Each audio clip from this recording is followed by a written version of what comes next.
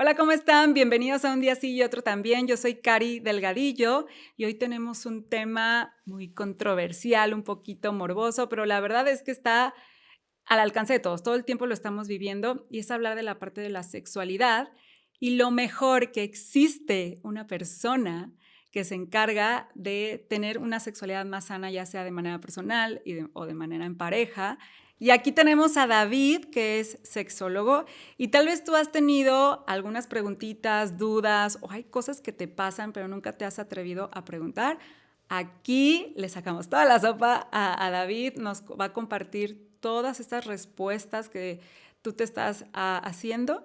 Así que conozcamos a fondo a David Aceves, sexólogo. Prepárate para una revelación impactante. En este podcast, Un Día Sí y el Otro También, te traemos múltiples invitados que hablarán sobre algo aparentemente simple, pero increíblemente poderoso para generar resultados y alcanzar el éxito en tu vida personal y financiera. Aquí exploraremos una perspectiva totalmente diferente y revolucionaria. Te invitamos a descubrir una nueva dimensión de la motivación. Pues iniciamos la consulta, doctor. ¿Si eres doctor? ¿O cómo te llamamos? Doctor, a veces me dicen doctor, pero no me gusta. David está bien. David, ¿cómo estás? Bienvenido. Muchas gracias por la invitación. Encantado de estar aquí. Yo más feliz. Además, ya conocerte en persona, porque por redes te ves muy agradable, la verdad. Gracias. Lo demuestras y ya lo quiero conocer. Y más en este tema tan, como decíamos, controversial, puede ser como morboso, la gente tal vez no habla mucho de él, pero por eso tenemos aquí a un profesional de la sexualidad. Y empecemos por ahí. ¿Cómo de repente decides ejercer como sexólogo? Pues es curioso, yo estudié originalmente psicología porque yo quería ser maestro. Yo quería ser maestro y donde yo estoy no había la carrera como tal de maestro. Yo soy de Tepatitlán, que es una ciudad un poco más pequeña. Entonces dije, pues voy a ser psicólogo y me voy para el área educativa. Era como mi plan original. Pero ya como en tercer semestre que tuve una materia que era sexualidad humana y por suerte tuve una muy buena maestra que nos dio los temas de una manera muy interesante, me enamoré de la sexología. Ni siquiera sabía que existía la posibilidad de profesionalizarte como sexólogo. O sea, yo ni siquiera sabía que existía un sexólogo como tal. Y ya la maestra fue en quien me orientó, quien me dijo de escuelas y demás. Y ya de ahí fue como que me perfilé y dije, yo quiero ser sexólogo porque pues para mí me ayudó a entender muchas partes de mí que no había entendido o que no comprendía y dije, esto es lo que yo quiero hacer por otras personas. Y de ahí surgió mi idea de ser sexólogo. Al inicio era muy diferente y quería ser maestro y soy maestro, pero ahora también me voy por la sexología. ¿Y por qué es parte de una rama de la psicología, la sexualidad? Pues mira, es que trabajamos con esta parte psicológica de la sexualidad, ¿sabes? En la sexualidad lo que pensamos y lo que sentimos tiene mucho que ver.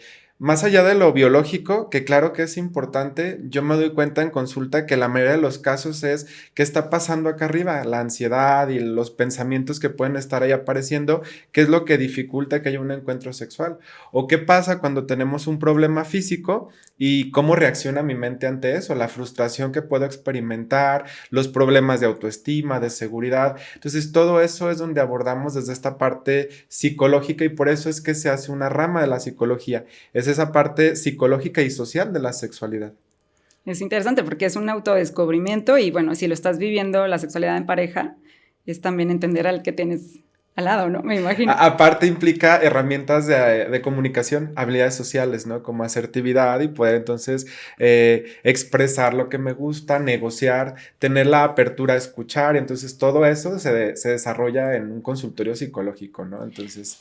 ¿Cuál es la razón principal por lo que te llaman o van a consulta las parejas? ¿O siempre son parejas o no? No siempre son parejas, a veces van las personas en individual. La verdad es que es muy variado. Eh, por un lado, tengo mucho trabajo con el tema de parejas. Mis redes sociales tienen mucho tema de parejas y es un área de la sexualidad desde donde abordamos la relación de pareja, pero con esta perspectiva sexológica y los problemas que están enfrentando como codependencia y demás. Entonces tengo algo de trabajo en tema de parejas. A veces va la pareja junta o a veces va solo uno de los miembros y trabajamos. y más enfocado en el tema de sexualidad, pues en situaciones de disfunciones sexuales. Generalmente algunos de los que más me buscan son hombres comúnmente con problemas de erección o de eyaculación y entonces acuden a buscar una alternativa o una solución. Son de los temas como más comunes que a veces llegan. Y si, por ejemplo, la disfunción eréctil, pues también es un tema físico, ¿no? Uh-huh. Es una condición, por así decirlo. ¿Cómo lo pueden tratar de manera psicológica y tener un resultado? Mira, es un trabajo colaborativo. Yo generalmente cuando llegan a mi consultorio siempre los canalizo, les pido que vayan a una revisión médica primero. Los mando con un urólogo o con un ginecólogo si es necesario, que les hagan un conteo hormonal, que les hagan como un eco, revisiones generales para ver que todo esté bien. La verdad es que cuando llegan al psicólogo o al sexólogo por todos los tabúes es porque ya pasaron generalmente por el urólogo, por el ginecólogo, por el brujo, por el todo lo que pudieron y ya entonces ya llegan a veces. Entonces ya vienen con el todo está bien físicamente, pero algo está pasando acá arriba, ¿no? Y entonces lo que podemos hacer, trabajamos en dos niveles. Uno, trabajamos en el tema de desgenitalizar la sexualidad, le llamamos. Es decir, a veces nos frustra mucho, los pacientes se frustran mucho porque entonces no puedo tener un encuentro sexual porque a lo mejor no tengo una erección o porque eyaculo muy rápido. Entonces aparece esta frustración y entonces les enseñamos que la sexualidad va más allá de la erección y va más allá de los órganos sexuales. Entonces, una gran parte de lo que se trabaja en terapia sexológica es eso, es que podamos ampliar y brindar al paciente herramientas alternativas, ¿no? Cómo podemos disfrutar la sexualidad con la utilización de todo nuestro cuerpo o utilización, por ejemplo, de juguetes sexuales y cositas así que puedan complementar y que puedan hacer un encuentro sexual satisfactorio a pesar de que a lo mejor no haya la respuesta sexual que necesitamos. Aparte de ello, bueno, también hay algunos ejercicios y es la otra parte donde les brindamos herramientas, por ejemplo, ejercicios para fortalecer suelo pélvico, ejercicios para tener más control eyaculatorio y demás, que esos los vamos haciendo también como un complemento, de repente como tareitas para casa donde el paciente o los pacientes, si es una pareja, van poniendo actividades en práctica que les funcionan para ir reaprendiendo y como mejorando sus habilidades sexuales, ¿no? Pero sí, desde esta parte psicológica nos enfocamos mucho en quitar este enfoque que tenemos de sexualidad, igual a órganos sexuales, igual a erección, igual a orgasmo, y que hay otras formas diferentes de vivirla, y desde ahí educamos.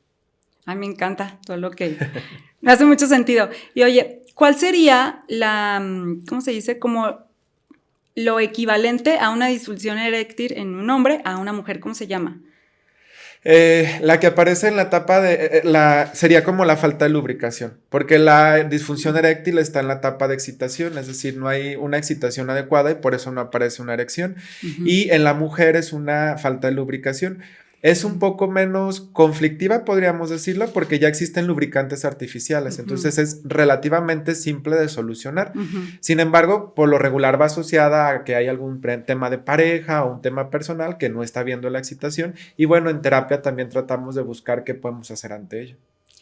¿Existe la manera que nunca nadie en su etapa haya tenido algún deseo sexual? Ejemplo, pues los que se dedican son sacerdotes o que son monjas, o sea, que nunca vivieron y que no hay un interés sexual hacia otra persona, ni hombres ni mujeres, nada. Sería difícil hablar de los nunca, ¿no? O sea, yo creo que aunque haya personas que decidan no tener prácticas sexuales, por ejemplo, con las personas que están en la iglesia y que de repente hacen estos votos de castidad, no significa que no haya un deseo sexual como tal, ¿sabes? O sea, de repente el deseo sexual puede estar ahí, simplemente que deciden conscientemente si lo quieren poner en práctica o no, llevarlo a la práctica real o no.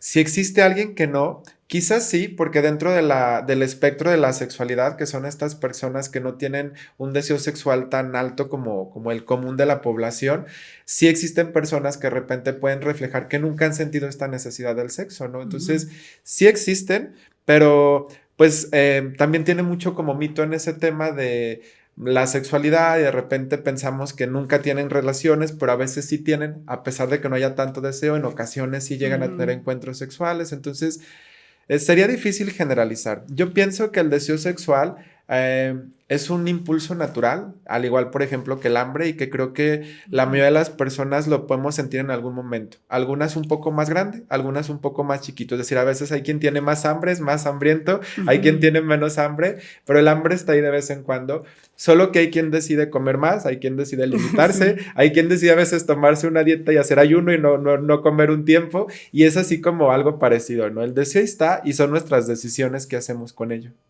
También está la parte de el autoplacer, ¿no? Que la Ujú. sexualidad empieza contigo primero Sí, y pues generalmente empieza, yo creo que de adolescente, que empieza la curiosidad, por ejemplo, en hombres, en mujeres, pues no sé, puede variar. Creo que las mujeres hemos restringido más esa parte de autoplacer. sí. Yo me imagino por tema de ser juzgadas, de una etiqueta sucia, por así decirlo, de que no está bien. Pero yo siento que ahora con el feminismo se ha abierto mucho más a que tú disfrutes de tu propia sexualidad y que muchas veces no es forzoso que alguien te la dé, sino que tú te la puedas dar. Claro. ¿Cómo podemos hablar de ese tema del autoplacer? Justamente, fíjate, la verdad es que sí, es más común en los hombres que recurramos al autoerotismo o a la masturbación, sí pasa más comúnmente, estamos un poco más familiarizados con nuestros órganos sexuales y es como más socialmente aceptado. En las mujeres hay más resistencias, me toca comúnmente encontrarme con mujeres ya en etapas adultas o a veces hasta en adultez avanzada y que de repente nunca se han tocado o nunca se han detenido a observar sus órganos sexuales. Entonces, desde ahí empezamos, a veces desde estos ejercicios de vas a comenzar a observar tu cuerpo, a observar tus órganos sexuales para que vayas conociéndote y vayas explorando y poder como y enriquecer más tu sexualidad, ¿sabes?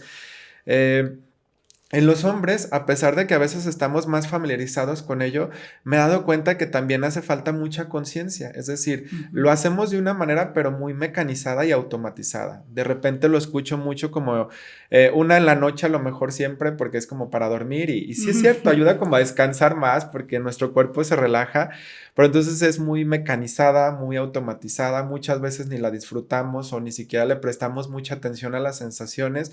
Entonces hay como más ese tema del autoerotismo, pero sin conciencia. Y entonces el espacio de la terapia sexual también nos sirve tal como tú lo dices para concientizar estas sensaciones y reconectarnos con nuestro cuerpo. Hay también ejercicios que empiezan desde contacto corporal y demás que se dejan al paciente para su casa y que el paciente los puede practicar en sus espacios seguros y que los van llevando poco a poco a ir redescubriendo y reconociendo su Ujú. cuerpo y sus sensaciones. Entonces, es una excelente herramienta para las personas que están solteras y también para las personas en pareja. El autoerotismo es una gran oportunidad y también se sigue dando el autoerotismo aunque a veces tenemos pareja y es también parte del trabajo que se hace en la terapia sexual, el concientizar mi propio cuerpo. Oye, ¿te ha tocado ver algún caso que, por ejemplo, le moleste a la mujer que el hombre siga teniendo masturbaciones o viceversa? Es como, no te dejé satisfecha. No, no ha llegado algo parecido Sí, porque, la verdad es que sí, y sí es muy común. Pasa este tema con el tema del autoerotismo o también pasa con el tema de los materiales sexuales o el porno. Es muy común que venga como esta parte de, a veces se interpreta hasta casi como una infidelidad. Es que, ajá, ¿cómo? O sea, de repente los pacientes llegan ahí como es que, ¿por qué? ¿No? A final de cuentas. Entonces, es esa parte de no entender que el hecho de que yo esté con una pareja no significa que no pueda conectarme con mi propio cuerpo y con mis propias sensaciones y demás, ¿no? Entonces es complicado porque sí tenemos como esa idea. Y lo que pasa, lo reflejaste muy bien, es que se lo toman a veces muy ujú, personal. Es que yo no te satisfago, es que a lo mejor yo no te gusto y no siempre tiene que ver con esa situación. A veces es esa parte donde podemos como estar muy satisfechos con nuestra pareja, con nuestra vida sexual y aún así a veces querer estar con nosotros mismos y enriquecer. Y que a veces hasta puede ser una herramienta el poder como el autoerotismo, pero en pareja. Suena raro, pero es decir, el poder sí. ver a mi pareja mientras está masturbando o yo masturbarme mientras mi pareja me ve, de repente hasta puede ser muy excitante, hasta puede ser como una tipo fantasía y le podemos dar ese enfoque distinto a incluirlo también en la sexualidad. Y hablando de fantasías, justo, es, ¿tú crees recomendable que esas fantasías siempre se expresen o depende del nivel de la confianza para que tú puedas hablar de una fantasía? Porque fantasías, eso, ¿no? Está en tu cabeza y es algo que te excita cuando lo piensas y te lo imaginas, como puede ser, me imagino la de la película de porno, o me imagino un trío, una orgía, o tú haciendo esto, o tú vestida de tal. ¿Qué pasa con esas fantasías entre la pareja? Ya.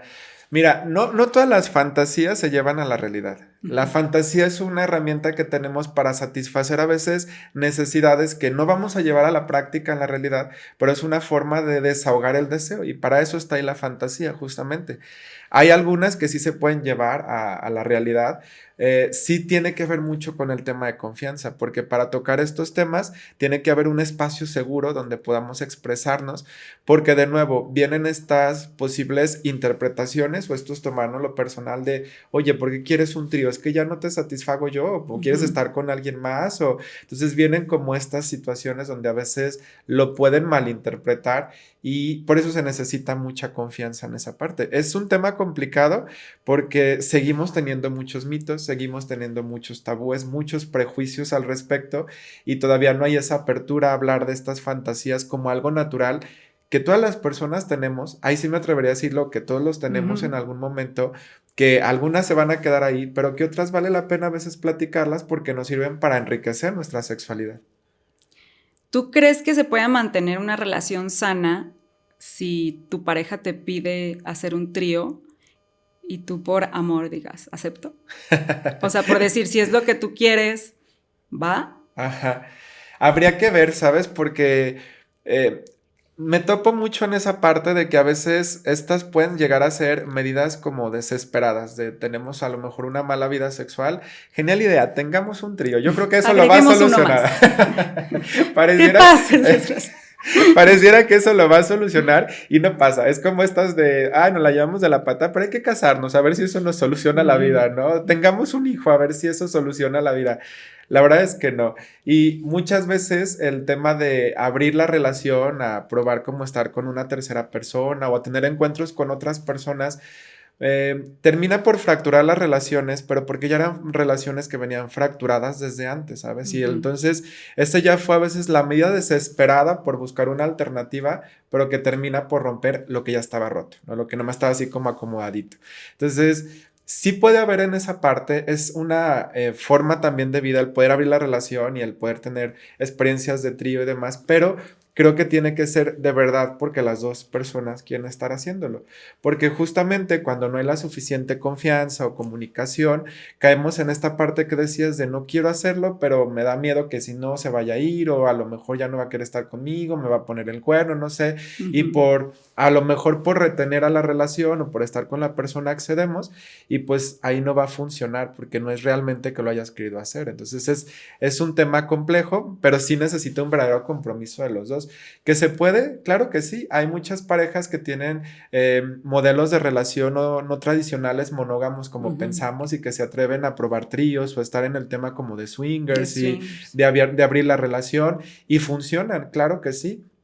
También es un reto. Me ha tocado acompañar a un par de parejas en estos procesos y en el darse, en el llegar al punto de acuerdo pasan muchas cosas y se equivocan muchas veces y se enojan muchas veces y se pelean muchas veces en lo Ujú. que van acordando y negociando hasta que logran a partir del tiempo encontrar una forma que les pueda funcionar y sí puede ser, pero siempre y cuando los dos estén realmente comprometidos en intentarlo.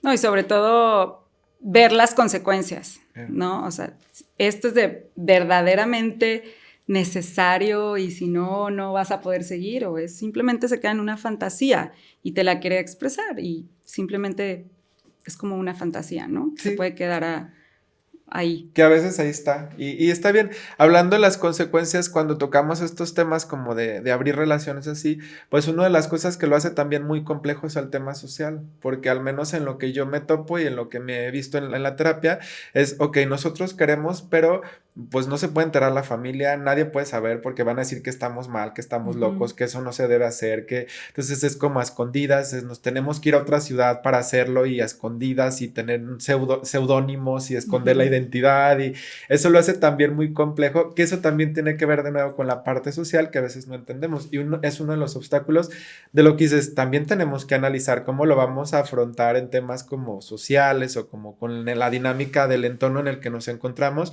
al momento momento de elegir abrir la relación, por ejemplo.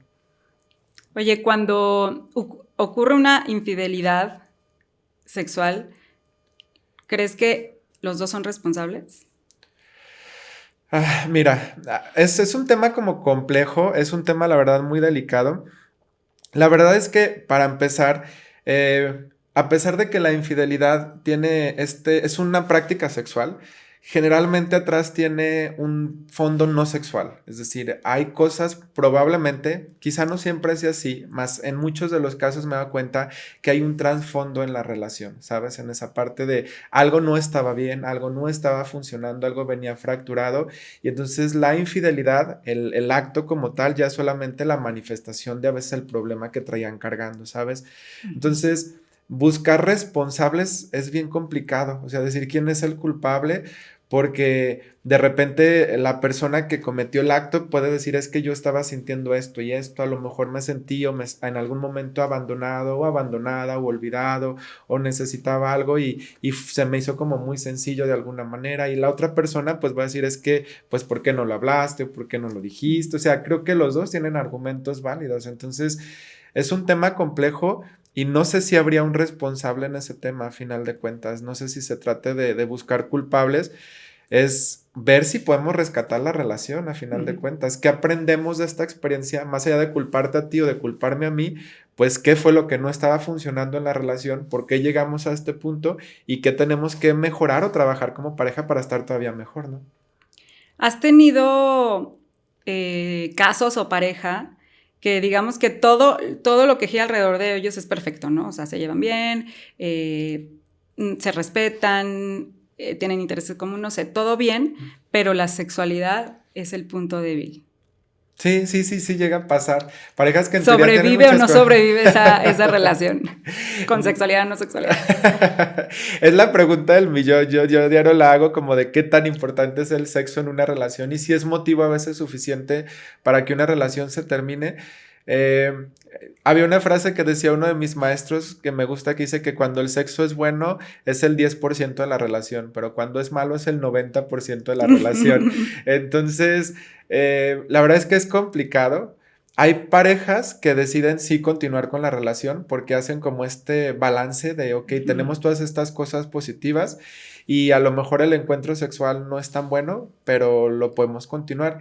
Y ahí es donde entra la parte de la terapia sexual en educación y en decir, ok, a lo mejor no es tan bueno el encuentro sexual porque tú estás reduciendo el encuentro a lo mejor a la penetración simplemente o a la erección y a lo mejor eso lo está haciendo complicado, pero podemos brindar herramientas para enriquecer y entonces, ¿qué más podemos hacer? Nuevas prácticas, nuevas posibilidades, incluir juguetes, incluir más cosas para que el encuentro sexual sea un poco más satisfactorio para ambas personas, ¿no? Entonces, e incluso ahí es donde entran estas posibilidades de, oye, ¿y qué pasa si abrimos la relación? Porque a lo mejor tú y yo funcionamos súper bien, pero el sexo no, entonces, ¿qué pasaría si intentamos estar con otras personas en la parte sexual y la parte sentimental queda exclusivamente solo entre tú y yo?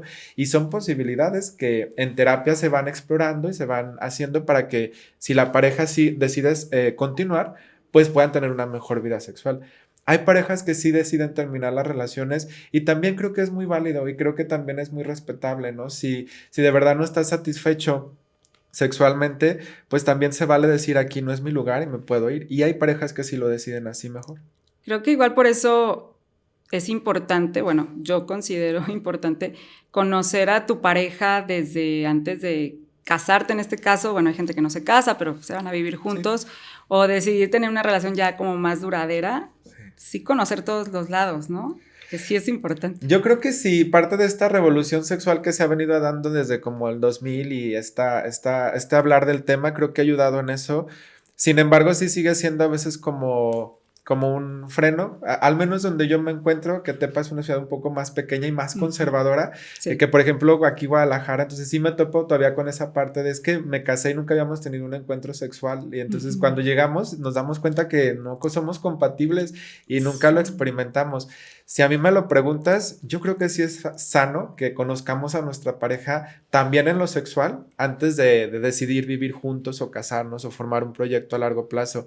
Sin embargo, pues también entiendo que para algunas personas va en contra de su ética personal y también es respetable, ¿no? Entonces ahora, pues ya estamos aquí, busquemos soluciones, cómo podemos que sea más agradable el encuentro con la persona que elegí. Sí, es que antes tal vez la sexualidad se relacionaba, nada más está hecho para tener hijos, para Ajá. reproducirnos Sí, y era hasta la ahí, idea, ¿no? claro. Oye, ¿el sexo es muy diferente para la mujer y el hombre? ¿Sí o no? Mira, hablando de respuesta sexual, sí hay algunas diferencias, como estadísticamente hablando, ¿sabes? O sea, en general, los hombres tienen una respuesta sexual que es un poco más breve, es decir, generalmente para llegar de la excitación al orgasmo, un hombre en promedio le toma alrededor de 5 o 7 minutos, es un poco más breve. Y para una mujer llegar de la excitación a un orgasmo, en promedio le toca alrededor de 18 a 20 minutos, ¿no? Entonces, significativamente hablando, en promedio sí es una diferencia significativa, Mucha. ¿sabes? Sí es mucho, ¿sabes? A veces es el doble o el triple de tiempo. Entonces, si hay esas diferencias como biológicas de alguna manera, a veces las etapas de excitación o de meseta en mujeres son más largas, es decir, necesitan más juego, más besos, más caricias, más estar como incentivando el deseo y la excitación y de repente en los hombres puede ser un poco más concreto, ¿no? Entonces, sí hay esta diferencia y es importante conocerla porque entonces de nuevo, si reducimos, por ejemplo, el encuentro sexual a solo la penetración, o sea, el hombre le va a tomar 5 o 7 minutitos más o menos y va a terminar y la mujer va a Ujú, estar como de, pues a mí me falta mucho, ¿no? ujú. Y ahí es donde entra necesitamos enriquecer el encuentro con más herramientas, con más juegos, con más estimulación para que los dos puedan como llegar a un encuentro placentero, ¿no? De alguna manera. Eso tiene mucho que ver porque la verdad tienes que escuchar a la pareja. Bueno, tengas una relación formal o no, pero con la persona con la que estás compartiendo, o sea, sí debe de haber como cierta conexión o química para decir voy por ahí, no voy por ahí, voy por ahí, ¿no? Porque si no, uno se queda con el placer y el Claro. otro no. Y yendo un poquito para la parte del placer, ¿qué tanto hay de esto del multiorgasmo de las mujeres? ¿Es real, no es real, existe, se puede provocar? Porque luego se ve muy de pornográfico, ¿sabes? Así Ajá. como la expectativa de la película. ¿Y cómo podemos encontrar el multiorgasmo, las mujeres? Mira, ahí es más simple porque en las mujeres tienen una capacidad natural para ser multiorgásmicas, es decir, no tienen que trabajar mucho porque el cuerpo naturalmente está predispuesto para ser multiorgásmicos, porque les da esta posibilidad de no tener como este periodo refractario que experimentan los hombres después del orgasmo y entonces eso hace que de alguna manera puedan tener varios encuentros de manera consecutiva. Lo interesante es que también los hombres tienen una capacidad multiorgásmica y a veces se desconoce. Tiene que ver con aprender a trabajar músculos de paredes pélvicas y poder Ujú, separar orgasmo de eyaculación, que a veces no lo podemos separar, a veces pensamos que tienen que ir ujú. forzosamente de la mano, pero que se pueden separar y eso da también a los hombres a partir de herramientas de conciencia corporal y de trabajo con los músculos pélvicos, poder también tener esta capacidad multiorgásmica, ¿Cuál ¿sabes? sería el punto G masculino? ¿Cuál es el punto Fíjate que G? hay un como homólogo parecido que se encuentra en la próstata y es muy controversial porque generalmente la forma de estimularlo es a través de una estimulación anal. Entonces, para muchos hombres, sobre todo hombres heterosexuales, puede ser como un gran reto, como de no, es que eso no, porque los hombres no hacemos ese tipo de cosas, ¿no? Se Ujú. asocia a temas como de homosexualidad y demás. Entonces, es un área de gran placer y es como un homólogo a ese punto G, pero Ujú. pues tiene este tabú de pronto. O sea, ¿eso también puede ser autoplacer o no? Sí, también se puede hacer en el autoplacer a Ujú. partir de estimularnos directamente con un juguetito o algo así. Sí se podría hacer, perdón, pero de nuevo aparece el tema del tabú, de no lo voy a hacer porque entonces de repente puede que eso me cambie la orientación sexual o algo así. Ujú. Cosas que nada que ver, porque una cosa son tus prácticas y otra cosa es tu orientación y nada tiene que ver una cosa con la otra. Sí, es como, ay, ya van a decir que soy de acá, pero no pasa nada. El punto es que tú te sientas eh, como con este autoconocimiento de tu cuerpo y decir, pues sí me gusta Sí. y esto lo quiero hacer más. Y justo hablando de los juguetes, Ajá. ¿cuándo es recomendable introducir juguetes en la sexualidad, en el sexo? Mira, yo creo que para poder incluir juguetes, cualquier etapa es buena. Lo que sí creo que sería primero es que deberíamos a lo mejor primero darnos la oportunidad de explorarlos con nosotros mismos. Es decir, creo que la sexualidad va en ese orden. Primero es un autoconocimiento y Mm. luego un compartirlo, ¿sabes? Entonces, creo que sería la posibilidad de a lo mejor poder jugar con ellos nosotros primero, poder conocer nuestro cuerpo, poder conocer nuestras reacciones ante los juguetes y explorar esas sensaciones y ya luego poder incluir también a nuestra pareja en esa partecita, ¿sabes? Poder compartir en ese punto. Hay quien lo decide hacer diferente y también se vale. O sea, hay quien en pareja deciden probar cosas nuevas y también se vale, Ujú. también está padre. Creo que pues cualquier momento es bueno, no sé si haya algún momento. Muchas veces, sí, quizá va por ahí la pregunta, muchas veces nos esperamos a que ya la relación esté como muy mal, esté muy Ujú. dañada y luego decimos, híjole, ya hay que intentar cosas diferentes. Creo que el momento adecuado, oportuno es justo cuando estamos bien, o Ujú. sea, cuando estamos bien en nuestra relación, cuando las relaciones sexuales son buenas para enriquecer y no esperarnos al punto, ¿sabes? De repente es muy como la cultura mexicana, a veces como el ya remediar, ya cuando está el problema buscamos Sí, soluciones traje y amigo. no, exacto, o no prevenir y entonces buscar esta cultura más preventiva de antes de llegar a un tema ya de estar muy mal, probemos juguetes, hagamos cosas diferentes cuando estamos bien para no caer en la rutina, en la monotonía y ya usarlo como salvavidas, ¿no? Creo que sería en ese momento. Y en esta parte de la prevención, ¿a partir de qué edad recibes pacientes? Yo trabajo solo con personas adultas y parejas. Yo no trabajo con niños. Es un tema bien interesante el trabajo sexológico con niños. Necesitas como tener pues este don natural para el trabajo con los niños. Honestamente, a mí nunca se me ha dado el trabajar con niños desde la universidad que me tocó mis áreas de psicología infantil. Me costaron Ujú. mucho. Yo sabía que esa no era mi área.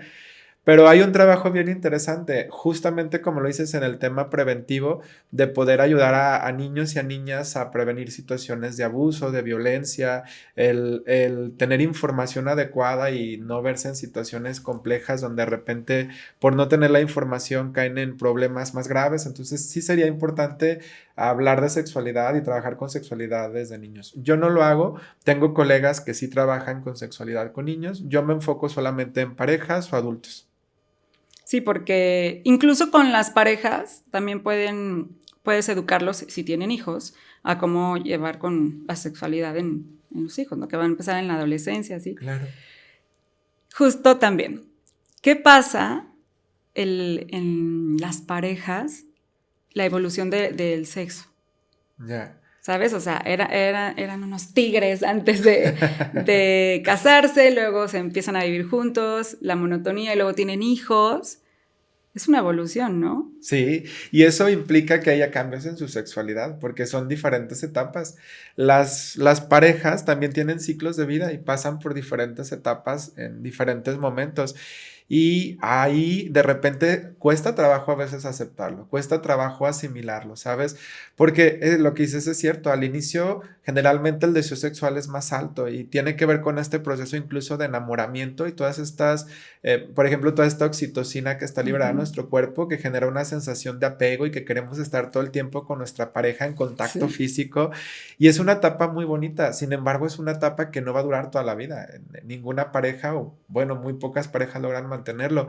Lo más común es conforme pasa el tiempo, la vida sexual de las parejas va cambiando y comúnmente es que vaya siendo un poco menos frecuente, ¿sabes?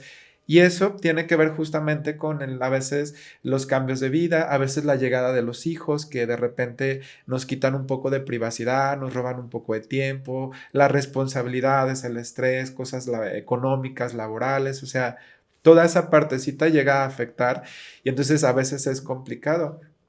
Aquí yo creo que el reto, y eso es uno de los temas que también trabajamos mucho en terapia, es darles espacio a la sexualidad, porque generalmente no se lo damos. Yo lo platico con las parejas comúnmente y es, tenemos el espacio para ir con los amigos, tenemos el día para ir a lo mejor con la familia, Ujú. tenemos el día para salir con los niños, tenemos el día para el gimnasio, o sea, tenemos nuestro día muy estructurado y generalmente la sexualidad me topo con esas respuestas como de, pues si nos sobra tiempo tenemos algo de sexo, algo de intimidad, casi siempre es Ujú. como lo que dejan.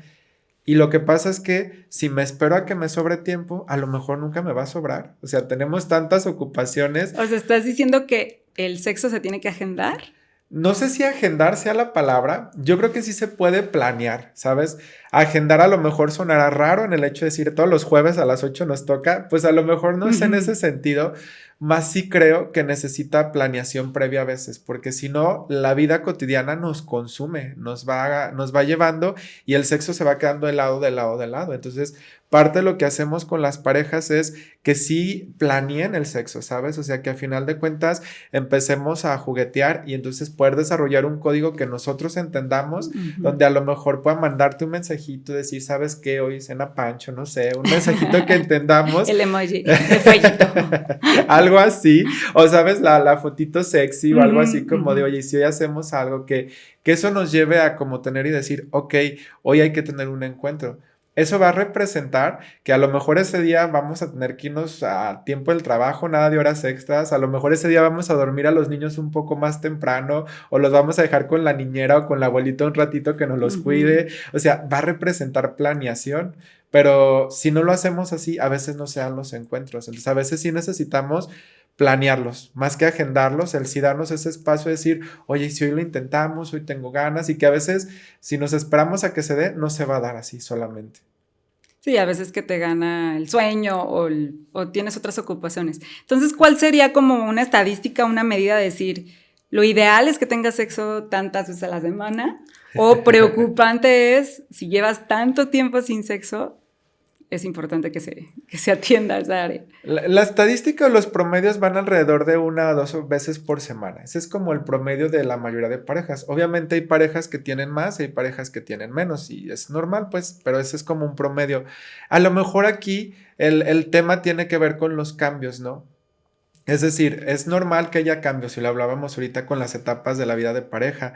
Sin embargo, de repente es como, oye, antes teníamos, no sé, 7 encuentros a la semana todos los días y de repente muy rápidamente no tenemos ninguno y pasamos meses y aunque algo está pasando. Entonces creo que en terapia trabajamos mucho con la subjetividad y es decir, cómo lo estaban viviendo ustedes, cómo era su sexualidad, qué fue lo que la cambió, en qué momento empieza a haber estos cambios y cómo trabajamos con eso. Entonces, creo que es más como hacer esta historia de la pareja y de ahí poder ver dónde estuvo esta diferencia. Sí, y entonces, ¿en qué momento dices, tengo que ir con el sexólogo? Que digas, ya tenemos como un problema, ¿cuál sería como una alerta roja al decir, tienes que ir? Es como un promedio. Qué bueno que haces esta pregunta porque de repente, así como hablaba de algunos pacientes y como esta cultura que tenemos de ya hasta que se nos está casi fracturando la relación, hasta que ya me amenazó de divorciarse y no sé qué tanto, es que decimos, bueno, vamos a terapia. Y lo digo porque me ha tocado escucharlo muchas veces en terapia de, pues vino porque ya me iba a divorciar y le dije que si no venía nos separábamos o algo así. O me fui a vivir con mi mamá y ya le dije que si no venía a terapia no regresaba a la casa o algo así. Y ahí es cuando acuden a la terapia. Y como tenemos ese extremo, tengo a veces también ese extremo opuesto, de repente pacientes de, ayer tuve un problema de erección y ya, quiero que me arregles, quiero que lo soluciones. Y fue un encuentro aislado a veces o fue un episodio que tenía que ver a lo mejor con temas contextuales, algo que estaba pasando en el entorno o algo así. Y que bueno, tampoco es así como de, tuve un problema de erección y ya voy, o hubo un problema sexual y ya voy. Es como encontrar ese equilibrio, ¿sabes? Entonces, sí es como ese balance de no esperarnos a que la relación se esté muriendo para tratar de reavivarla, porque entonces ahí es más complicado. No digo que sea imposible, sin embargo, nos va a tomar o les va a tomar a las parejas más trabajo. Y tampoco es extremo de, oye, ayer nos pasó, ya estoy aquí, ¿no? Porque también está esta ansiedad, sí, esta ansiedad de este tema, ¿no? Entonces, sobre todo en hombres como en temas de erección, de, oye, ayer no pude, ¿qué pasó? Y es como de, tranquilo, la mayoría de los hombres en algún momento en nuestra vida tenemos algún problema de erección y es algo muy normal, estadísticamente hablando, a la mayoría de los hombres nos pasa en algún momento, por factores diversos, factores psicológicos, sociales, pueden ser un montón de temas, sin embargo, pues un bosque no hace un árbol, es decir, pues un episodio, perdón, un bosque, pero era al revés, un árbol no hace un bosque, me revolví, pero es a final de cuentas, un episodio no hace que tengas una disfunción, entonces es como encontrar ese periodo, y si bueno, si ya van 2, 3 veces que pasa y se sigue repitiendo y está ahí presente y van un par de ocasiones, pues ya ahora sí acudimos sin esperarnos a que ya sea casi casi el fin de la relación. ¿Cuál ha sido el caso más extremo que hayas tenido, igual sin decir nombres, pero que recuerdes como el caso de esta pareja o el caso de esta persona que estaba grueso? Mira, los temas muy complicados, en particular, son temas que pues no me gustan, pero a veces llevo a como tocar todos los temas que incluyan cosas como legales. Parte de lo que hacemos en trabajo sexológico también es trabajo con personas abusadas o que vivieron abuso sexual. Y la verdad es que son temas bien complejos porque mueves emociones muy profundas, mueves emociones muy densas, difíciles de manejar, y aparte también tienen toda una complicación legal, ¿sabes? Porque a veces hay procedimientos y demás en esa parte. Entonces es como muy complejo y muy pesado en ese tema. Entonces esos casos en particular para mí son muy complicados, muy complejos. Y en particular hablando de esto, por ejemplo, en alguna vez me tocó un paciente que tenía un tema con el exhibicionismo, con el mostrarse desnudo ante otras personas, pero ya le estaba costando trabajo como manejarlo y ya lo había hecho en algunos lugares públicos y tenía una demanda y entonces ya había estado en la cárcel y era como bien complejo porque aparte creo que ya tenía como la orden del juez de tienes que ir a terapia porque si no te vamos a meter de nuevo al bote, no sé, cosas así. Entonces era como bien complejo porque ya ahí se metían implicaciones legales y demás. Y hasta para nosotros como terapeutas está como en juego también como el tema de hacer una buena praxis y que haya un buen resultado y también te puedes ver implicado en procedimientos y demás. Entonces son temas muy complejos. Ese en particular fue como muy complejo para mí. El paciente ni siquiera concluyó, fue un par de sesiones y dejó de asistir, no le dio el seguimiento a las sesiones y pues nada, en el expediente simplemente reportas que el paciente dejó de asistir sin avisar y que ya no hubo seguimiento. Ya no supe de él. ¿No? A lo mejor no lo he visto, pero sí. Y los temas de abuso siempre son bien tensos, muy, muy complicados, pero pues también es parte del trabajo sexual o del trabajo sexológico.